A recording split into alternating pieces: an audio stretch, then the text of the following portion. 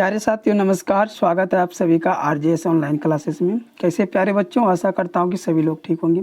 प्यारे बच्चों, आज का जो क्लास होने वाला वो हो जाएगा हिस्ट्री का क्लास। ठीक है प्यारे बच्चों, चैप्टर 1 आज की क्लास में पढ़ाने वाले हैं, जो कि यूरोप में राष्ट्रवाद है। चैप्टर का नाम है यूरोप में राष्ट्रवाद। प्यारे बच्चों, इस चैप्टर से जितने भी VVI ऑब्जेक्टिव क्वेश्चन है, हर एक क्वेश्चन आज की क्लास में हम बताने वाले हैं। तो आप सभी बच्चे वीडियो के अंत तक बने रहेंगे। ज़्यादा से ज़्यादा शेयर कीजिए अपने दोस्तों के पास, और जो भी हमारे इस चैनल पर नए आए हुए हैं अभी, फटाफट से एक बार चैनल को सब्सक्राइब कर दीजिएगा। ठीक है, वीडियो को लाइक कीजिए, आप लोग लाइक नहीं करते हैं प्यारे बच्चों। चलिए क्लास को स्टार्ट करते हैं। आज के क्वेश्चन बहुत ही इंपॉर्टेंट है। ठीक है, क्वेश्चन नंबर 1 है, फ्रांस की क्रांति का प्रमुख कारण था। फ्रांस की क्रांति का प्रमुख कारण था प्रजातंत्र शासन, निरंकुश शासन, गिरफ्तारी पत्र, मनसबदारी प्रथा। ठीक है प्यारे बच्चों, तो इसका जो राइट हो जाएगा प्यारे बच्चों आंसर वो हो जाएगा ऑप्शन बी, निरंकुश शासन। ठीक है, अगर आपसे बच्चे अगर अभी तक हमारे टेलीग्राम चैनल से नहीं जुड़े हुए हैं तो डिस्क्रिप्शन के नीचे लिंक है, वहाँ से जाके जुड़ जाइए। ठीक है, इस तरह की PDF मिल जाएगा आपको। ठीक है, देखिए क्वेश्चन नंबर 2 है प्यारे बच्चों। क्वेश्चन नंबर 2 है, शेयर कीजिएगा एकदम फटाफट से। ठीक है आप सभी बच्चे, फ्रांस में किस शासक वंश की स्थापना वियना कांग्रेस द्वारा की गई थी? फ्रांस में किस शासक वंश की स्थापना वियना कांग्रेस द्वारा की गई थी? तो प्यारे बच्चों, इसका जो राइट आंसर हो जाएगा वो हो जाएगा बुर्बो वंश। Option C will be the right answer. ठीक है, क्वेश्चन नंबर 3 है, नेपोलियन संहिता किस वर्ष लागू की गई? ठीक है, यहाँ पर की गई होगा। नेपोलियन संहिता किस वर्ष लागू की गई प्यारे बच्चों? तो 1804 ईस्वी में। Option D will be the right answer हो जाएगा। ठीक है, नेपोलियन संहिता किस वर्ष लागू की गई? 1804 ईस्वी में। क्वेश्चन नंबर 4 है, शेयर कीजिए आप सभी लोग। ठीक है, चैनल को सब्सक्राइब भी कीजिएगा फटाफट से। वियना सम्मेलन कांग्रेस का अध्यक्ष कौन था? वियना सम्मेलन कांग्रेस का अध्यक्ष कौन था प्यारे बच्चे? तो मेटरनिक था। Option D will be the right answer हो जाएगा। ठीक है, क्वेश्चन नंबर 5 है, मेटरनिक व्यवस्था का उद्देश्य था। मेटरनिक व्यवस्था का उद्देश्य क्या था प्यारे बच्चों? तो उसका यह उद्देश्य था कि पुरातन व्यवस्था की पुनः स्थापना करना। मेटरनिक का जो उद्देश्य था प्यारे बच्चों, कि जो पुराना व्यवस्था है ना, उनको पुनः जो है फिर से स्थापित करना। Option C will be the right answer हो जाएगा। ठीक है, क्वेश्चन नंबर 6 है, मेटरनिक कौन था? मेटरनिक कौन था? तो प्यारे बच्चों याद रखिएगा, ऑस्ट्रेलिया का चांसलर। इस बहुत ही VVI प्रश्न है प्यारे बच्चों, डायरेक्ट आपके एग्जाम में पूछा जाएगा। ठीक है, क्वेश्चन नंबर 7 है, किसने कहा था फ्रांस जब छिकता है तो बाकी यूरोप को सर्दी जुकाम हो जाता है? किसने कहा था फ्रांस जब छिकता है तो बाकी यूरोप को सर्दी जुकाम हो जाता है प्यारे बच्चों? तो ये मेटरनिक ने कहा था।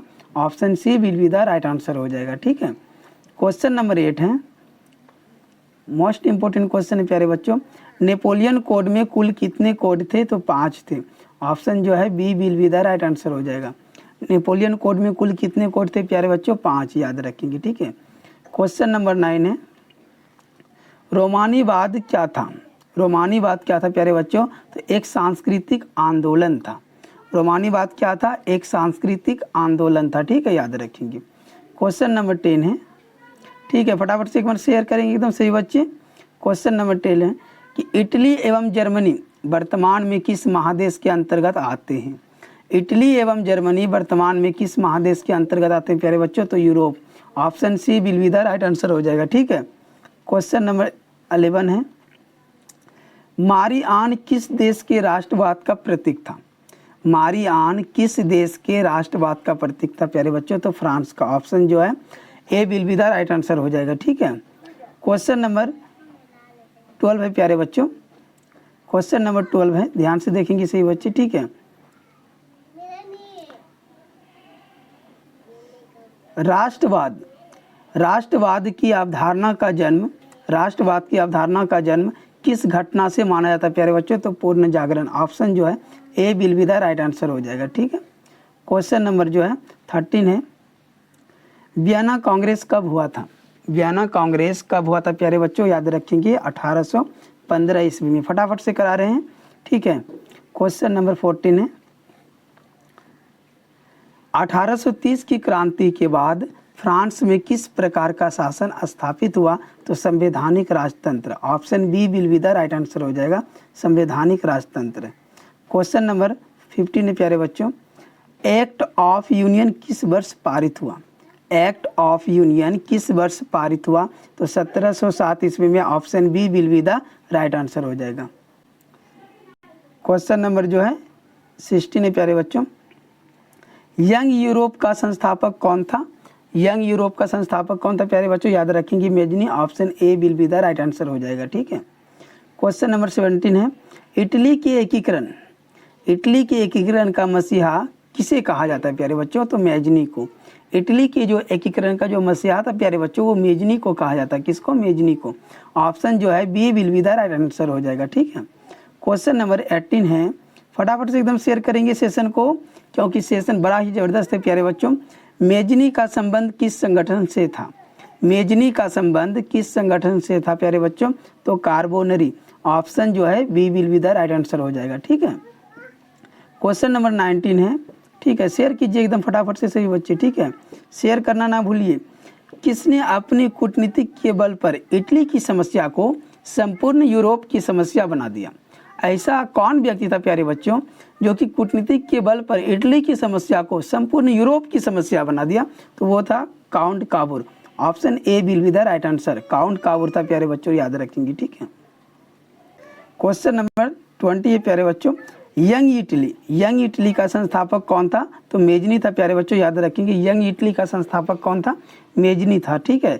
ये सब क्वेश्चन हर साल बोर्ड एग्जाम में दोहराता है प्यारे बच्चों, तो आप सभी बच्चे ये सारे प्रश्न को हर हाल में याद कर लीजिए। ठीक है।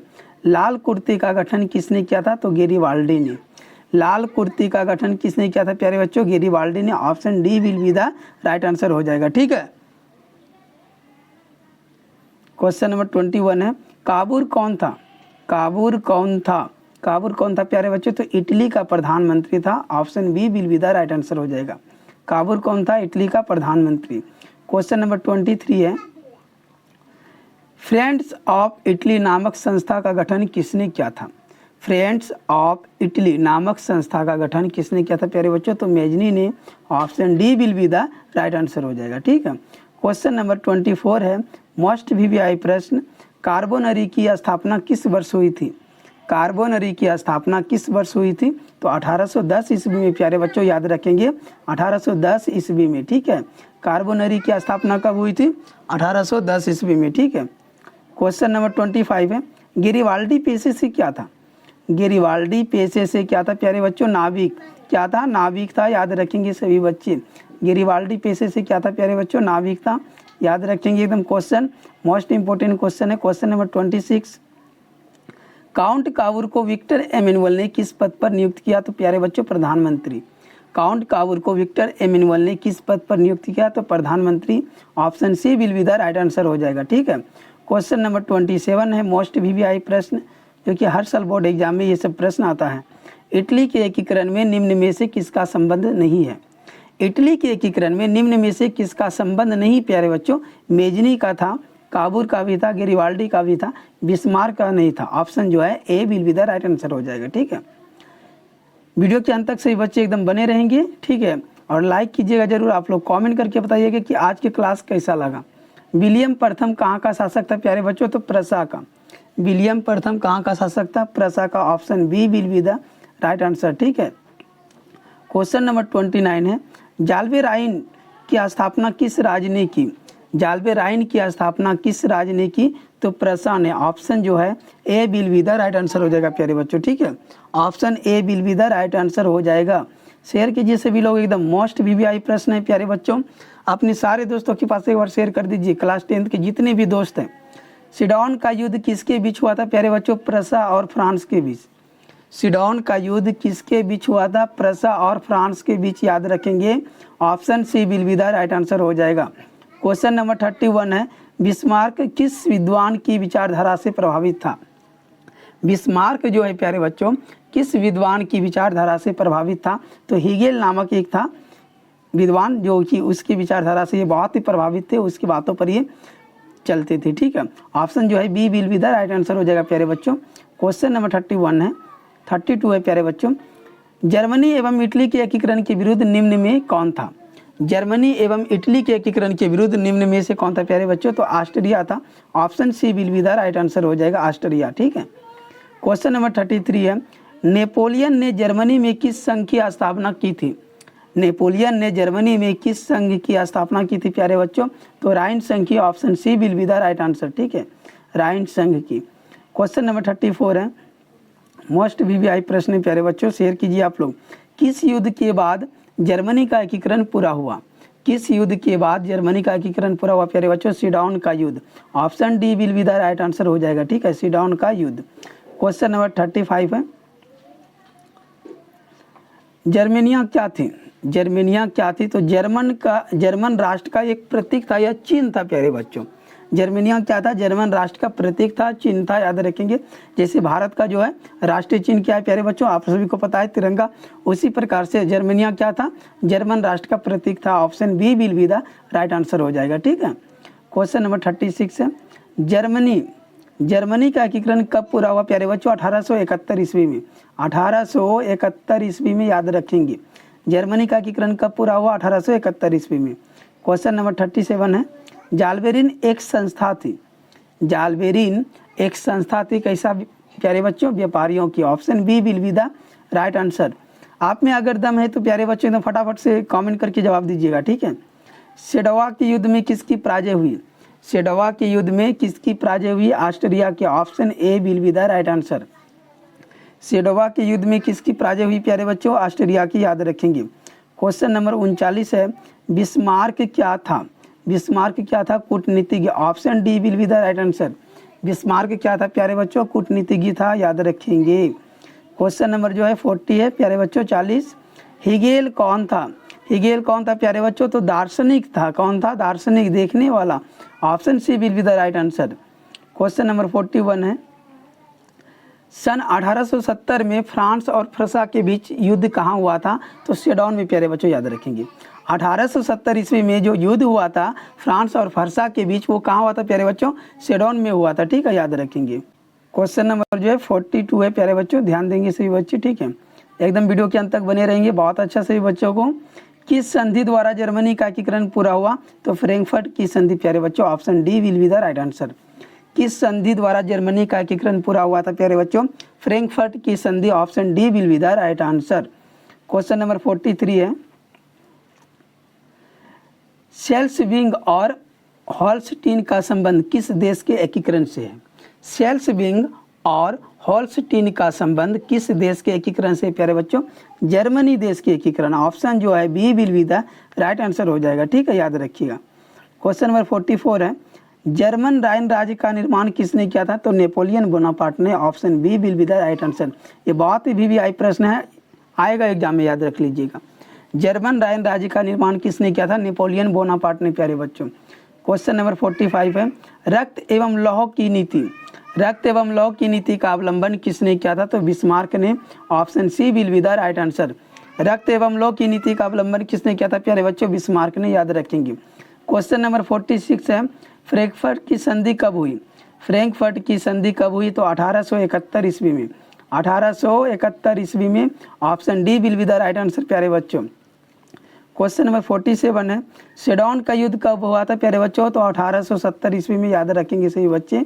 सेडोन का युद्ध कब हुआ था? 1870 ईस्वी में। मोस्ट वीवीआई पॉपुलर क्वेश्चन है प्यारे बच्चों, याद रखेंगे। क्वेश्चन नंबर 48 है कि जर्मनी के एकीकरण का प्रमुख वास्तुकार कौन था? जर्मनी के एकीकरण का प्रमुख वास्तुकार कौन था प्यारे बच्चे? तो Bismarck. Option D will be the right answer हो जाएगा, याद रखेंगे। क्वेश्चन नंबर 49 है, 1871 में कौन सी संधि हुई थी प्यारे बच्चों? अभी बता दिए थे, फ्रैंकफर्ट की संधि। Option A will be the right answer हो जाएगा। क्वेश्चन नंबर 50 है, जर्मनी के एकीकरण के लिए कौन उत्तरदायी था? तो बिस्मार्क। जर्मनी के एकीकरण के लिए कौन उत्तरदायी था प्यारे बच्चों? बिस्मार्क। आज का क्लास यहीं समाप्त करते हैं प्यारे बच्चों। कमेंट में जरूर बताइएगा वीडियो आप सभी को कैसा लगा। ठीक है।